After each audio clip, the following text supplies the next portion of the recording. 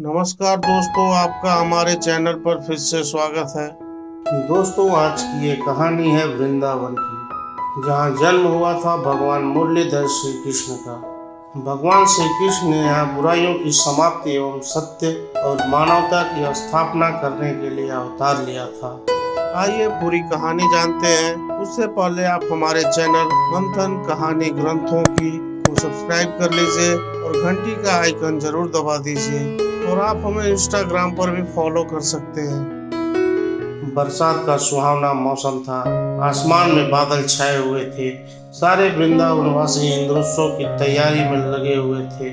भगवान श्री कृष्ण ये सब देखकर मुस्कुरा रहे थे और फिर वो नंद बाबा से बड़ी मासूमियत से पूछते हैं, बाबा, ये किस उत्सव की तैयारी हो रही है?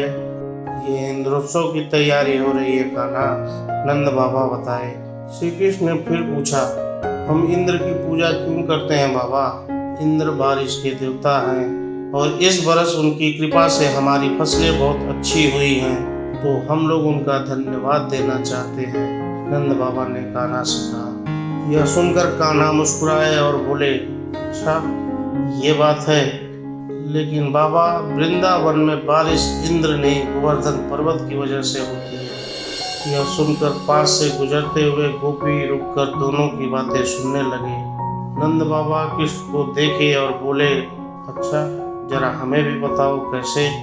श्री कृष्ण ने मुस्कुराते हुए बोला, बाबा, वृंदावन के ऊपर से जाते हुए बादल गोवर्धन से टकराते हैं तो यह बारिश होती है।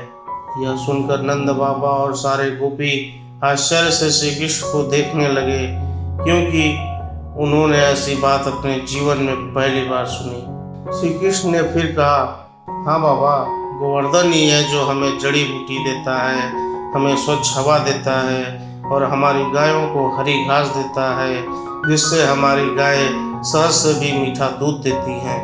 भगवान कृष्ण की बातें धीरे धीरे नंद बाबा और गोपियों को समझ में आ रही थी।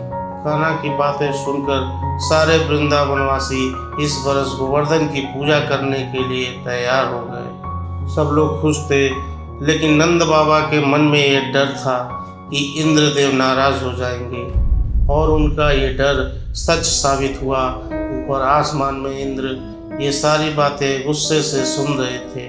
इंद्रोत्सव रुकने से इंद्र अपमानित महसूस कर रहे थे और उन्होंने प्रलयकालीन बादलों को आदेश दिया कि ऐसी वर्षा करो कि ब्रजवासी डूब जाए और मेरे पास क्षमा मांगने पर विवश हो जाए।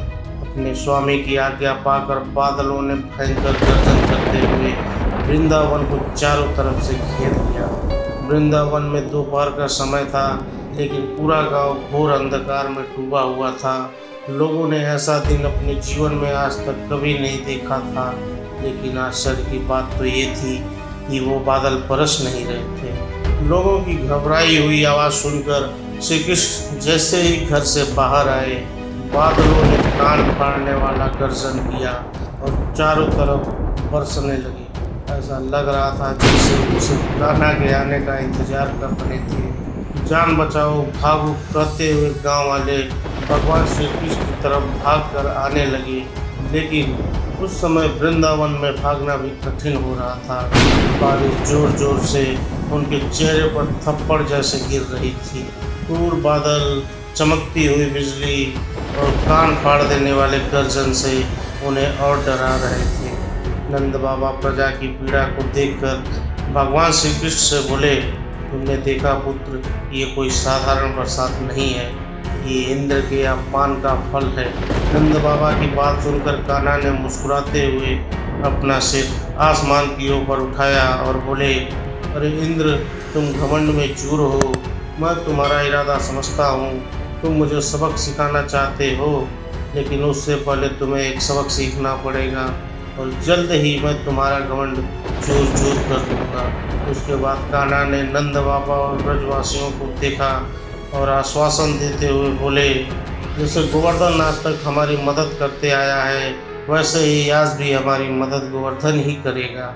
मेरे साथ आइए। और ये कहकर श्री कृष्ण सबको लेकर गोवर्धन की ओर चल दिए। इंद्र ने जब देखा कि लोग पर्वत की तरफ जा रहे हैं, तो बादलों को और तेज बरसात करने का आदेश दिया। गोवर्धन के पास पहुंचकर श्री कृष्ण काले बादलों को देखकर मुस्कुराए और फिर पलक झपकते ही गोवर्धन को अपनी एक उंगली पर उठा लिया। लोगों की जैसे दिल की धड़कनें रुक गई हो, लोग अचरज भरी निगाहों से देखने लगे। इंद्र ने जब यह देखा तो डर गए। तभी ब्रह्मा जी की आवाज आई, तुम्हारे घमंड ने तुम्हारी बुद्धि हर ली है इंद्र। इंद्र ने ब्रह्मा जी की ओर घबराते हुए देखा और बोला, भगवान मैं कुछ समझा नहीं। ब्रह्मा जी ने फटकारते हुए बोला, हे इंद्र, क्या तुम्हें पता नहीं साक्षात भगवान श्री विष्णु ने खुद श्री कृष्ण के रूप में अवतार लिया है। यह सुनकर इंद्र घबरा गए और उन्होंने बादलों को तुरंत बारिश रोकने की आज्ञा दी। यह देखकर सारे वृंदावनवासी खुश होकर कान्हा की जय जयकार करने लगे और इंद्र ने भगवान श्री कृष्ण से क्षमा मांगने के लिए अपने बादलों को फूलों की वर्षा करने का आदेश दिया। भगवान श्री कृष्ण मुस्कुरा रहे थे और उन्होंने इंद्र को क्षमा कर दिया और इस तरह श्री कृष्ण भगवान ने इंद्र का घमंड चूर चूर कर दिया। पूरे ब्रज में श्री कृष्ण की जय जयकार हो रही थी।